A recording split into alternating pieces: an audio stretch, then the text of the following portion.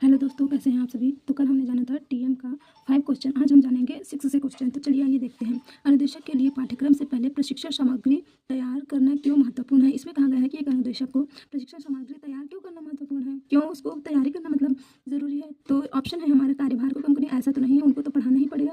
दूसरा ऑप्शन है हमारा पाठ्य प्रभावशीलता बढ़ाना।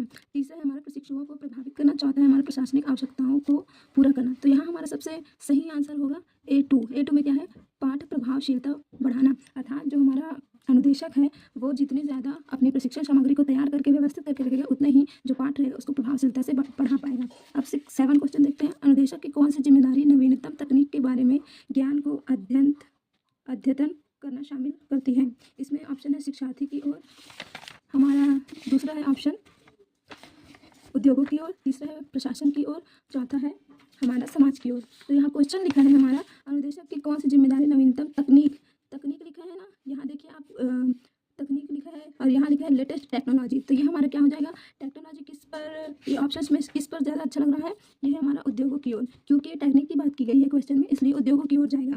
नेक्स्ट है हमारा अनुदेशक प्रशिक्षण के माध्यम से समाज और राष्ट्र को कैसे प्रभावित करता है। एक जो अनुदेशक है वो जब ट्रेनिंग के दौरान हमारे समाज और राष्ट्र को किस तरह प्रभावित करती है। ऑप्शन है हमारा समय की पाबंदी को बढ़ावा देकर, सेकंड है केवल सिद्धांतों अवधारणाओं को पढ़ाकर, सामाजिक जिम्मेदारी विकसित करके, फोर्थ है हमारा व्यक्तिगत सफलता पर ध्यान केंद्रित करके। तो यहाँ पर हमारा सही आंसर हो जाएगा A3, सामाजिक जिम्मेदारी विकसित करते, क्योंकि यहाँ समाज और राष्ट्र की बात की गई है, इसलिए यहाँ सामाजिक जिम्मेदारी विकसित करना होगा। नेक्स्ट है हमारा प्रभावी शिक्षण में पहला कदम क्या है। प्रभावी शिक्षण में फर्स्ट स्टेप है हमारा प्लानिंग। जब तक हम प्लानिंग नहीं करेंगे हम अच्छे से प्रभावी शिक्षण नहीं कर पाएंगे। नेक्स्ट है हमारा कौन सा तत्व सकारात्मक शिक्षण प्रभाव वातावरण बनाना शामिल करता है। कौन सा तत्व सकारात्मक शिक्षण वातावरण बनाना शामिल करता है। तो यहाँ सकारात्मकता की बात की गई है, तो मीडिया तो ये नहीं हो सकता।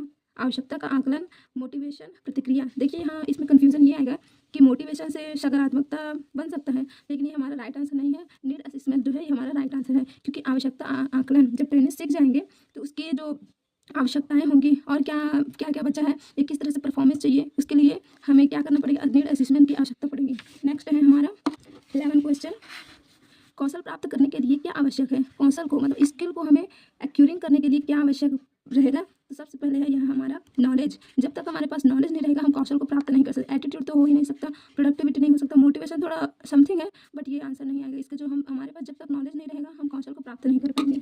नेक्स्ट है हमारा अनुदेशक के शिक्षण के दौरान अनावश्यक क्रियाओं से कौन सा दोष संबंधित है। यहाँ दिया गया है कि अनुदेशक को शिक्षण के दौरान अनावश्यक क्रियाओं से कौन सा दोष संबंधित है। तो अनुदेशक के स्वयं के बारे में बात की गई है, या किसी और व्यक्ति के बारे में बात नहीं किया गया है। हाँ, तो चलिए आइए ऑप्शन देखते हैं।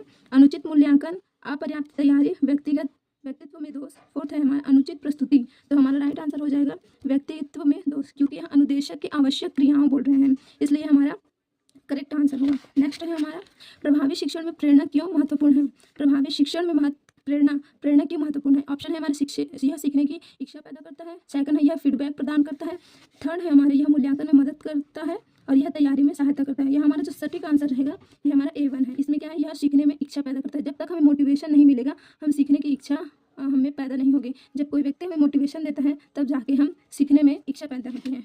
नेक्स्ट है हमारा व्यवहारिक प्रशिक्षण के लिए कौन सी विधि उपयुक्त है। देखिए यहाँ लिखा है कि व्यवहारिक प्रशिक्षण, व्यवहारिक मतलब प्रैक्टिकल ट्रेनिंग। तो प्रैक्टिकल की जब बात की जाए तो हमें डेमोनिस्ट्रेशन लिखना पड़ेगा, प्रदर्शन विधि। यहाँ एक और क्वेश्चन बन सकता है, जब हमें थ्योरेटिकल ट्रेनिंग की बात की जाए तो हम यहाँ लिखेंगे लेसन प्लान, लेकिन अभी यहाँ बात की गई है प्रैक्टिकल की, तो प्रैक्टिकल ट्रेनिंग के हम लिखेंगे डेमोनिस्ट्रेशन प्लान। इस बात को ध्यान से नोट कीजिएगा, यहाँ क्वेश्चन इंपॉर्टेंट है, ये बन सकता है। नेक्स्ट हम देखते हैं मनोविज्ञान को किस रूप में परिभाषित किया जाता है। मनोविज्ञान को किस रूप में परिभाषित किया जाता है। यहाँ है हमारा ऑप्शन व्यवहार का अध्ययन, पौधों का अध्ययन, ग्रहों का अध्ययन, मशीनों का अध्ययन। तो हम मनोविज्ञान पढ़ रहे हैं तो मानव का अध्ययन करेंगे, मानव के व्यवहार का अध्ययन करेंगे, इसलिए ये जो व्यवहार का अध्ययन है ये हमारा करेक्ट आंसर होगा। नेक्स्ट है शिक्षक मनोविज्ञान का मुख्य फोकस क्या है। शिक्षक मनोविज्ञान का मुख्य फोकस हमारा वृत्तीय व्यवहार तो हो नहीं सकता, क्योंकि हम शिक्षक मनोविज्ञान की पढ़ाई कर रहे हैं। सेकंड हमारा पशु विज्ञान, ये भी नहीं हो सकता। राजनीतिक विज्ञान, ये भी नहीं हो सकता। थर्ड है हमारा शिक्षार्थी का व्यवहार। शिक्षार्थी का व्यवहार ही शैक्षिक मनोविज्ञान का मुख्य फोकस होता है। नेक्स्ट है, निम्नलिखित में से कौन सा शैक्षिक प्रक्रिया में एक महत्वपूर्ण कारक है। शैक्षिक प्रक्रिया की बात की गई है, एजुकेशन प्रोसेस की बात की गई है, इसलिए हमारा ये the learner, this is the correct answer. शिक्षार्थी ही जो है जो शैक्षिक प्रक्रिया में महत्वपूर्ण एक कारक होती है। चलिए ठीक है, आप सभी इसको अच्छे से नोट कीजिएगा। नेक्स्ट वीडियो में हम नेक्स्ट क्लासेस लेंगे। धन्यवाद।